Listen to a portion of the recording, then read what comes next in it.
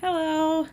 Today I'm going to be going over how to record your speeches. This is for anybody who is still needing to make up their informative speech or who, as we move forward, we're going to be doing our interview as well as our persuasive speech this way as well.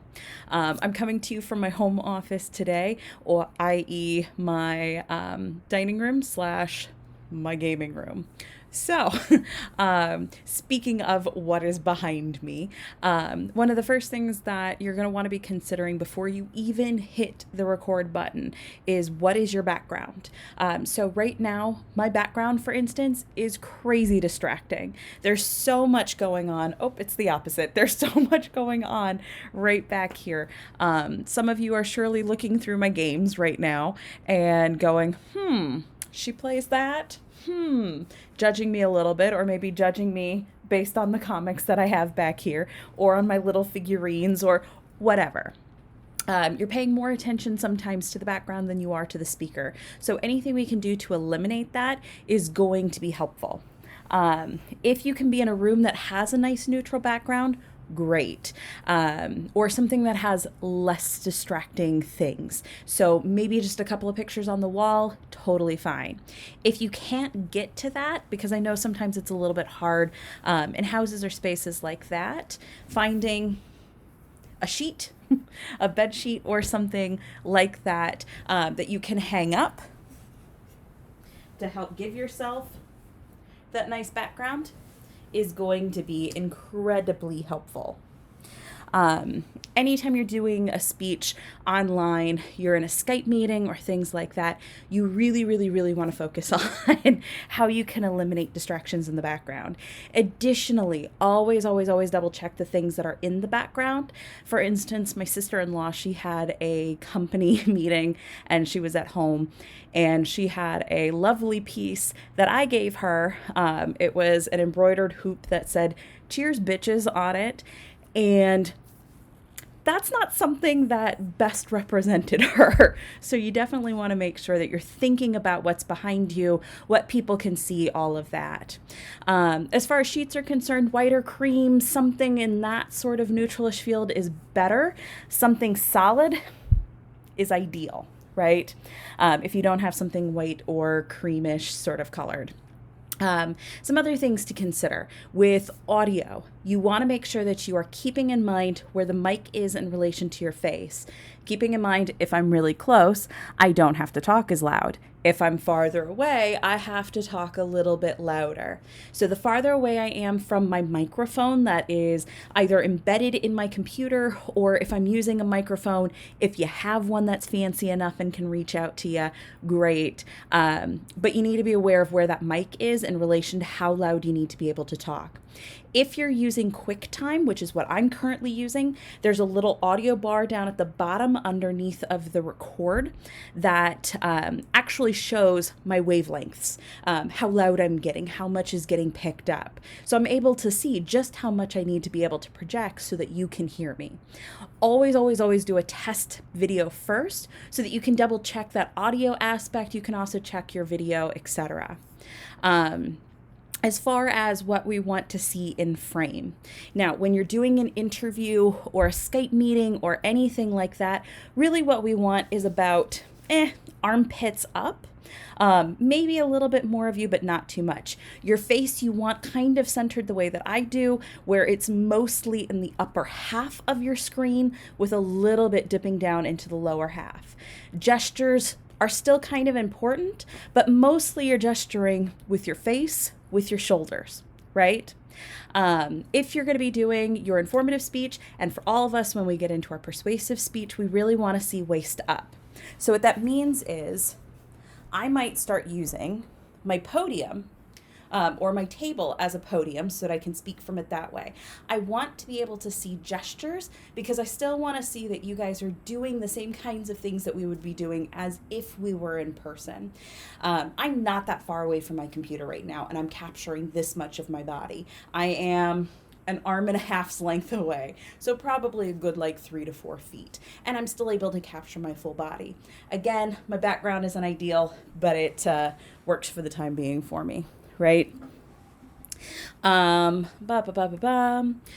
Some other tips, things to keep in mind. Make sure that you're centering yourself in the frame, that you're not leaning one way or the other, but that you're finding yourself in a nice center. Same happens when you're standing. We want to make sure that we're smiling, that we're staying pleasant, unless, of course, the tone for the speech calls for otherwise. But we want to be seeing that conversationality come through. It's a lot more important in these kinds of speeches because, as I talked about, or if you haven't seen it yet, talk about in the online speech lecture, what you're going to find is that conversational tone means so much more because we don't have that immediate reaction. You have to bridge that barrier a lot more with this pre-recorded medium, right? Be consistent with your eye contact. Ideally, what's recommended is that you're looking square into the camera, right? Which can be a little unsettling and unnerving if you're not used to doing that. But that is your best thing. Otherwise, always stay consistent where you're looking on your screen so that your eyes aren't constantly darting around. When your eyes start darting around too much, that starts to become distracting in the same way that I've talked about swaying, right? You can write out your speech in front of you and have it on your screen. In fact, that's what I'm doing right now. I've got my notes on one side of me. Now, the problem with this is that in order for me to see all of my notes, I had to push it off to the side of my screen. So that's why you see me doing this sometimes, which can be a little weird. But if you treat your laptop like a teleprompter, like they do in television, and you have it centered right in front of you, that way you can consistently see what you're going to be talking about. In fact, I'm going to move mine right in front of me so that you can see it for the rest of this presentation. So yes, be consistent with your eye contact. That means looking straight ahead or right in front of you, etc. Some other tips: don't have a window or a bright light right behind you. It creates problems with balance within the camera itself. So it's just better if you can have something that's behind you. If you can, open up windows so that you've got some nice natural light. If not, try to make sure that you've got a decent amount of light in the space that you're going to be recording so that you don't end up getting washed out and everything doesn't look like it's kind of got a yellowish tint to it. Don't forget as well, glasses can reflect images. So whatever you have pulled up, be prepared for everybody who views your speech to be able to see that same image. Some other things: webcam quality usually sucks. So if possible, try using your phone's camera to record. It's not required, but sometimes, it's better if we're recording this to put out into a mass market or something like that, to try to use something other than webcams. For the sake of this class and these projects, your webcam's just fine. Some other things: be aware of your angles, right? Straight on looks better than being lower or even being higher. You want to try to be level with them, because otherwise what happens, let me drop you down, is that I end up looking down the entire time instead of, scoot you back up, looking straight on. I just have the laptop sitting on top of an Amazon Prime box, something that is about yay tall. So that's what, like 5-6 inches. So be aware of your angles. Another thing, dress appropriately for the speech.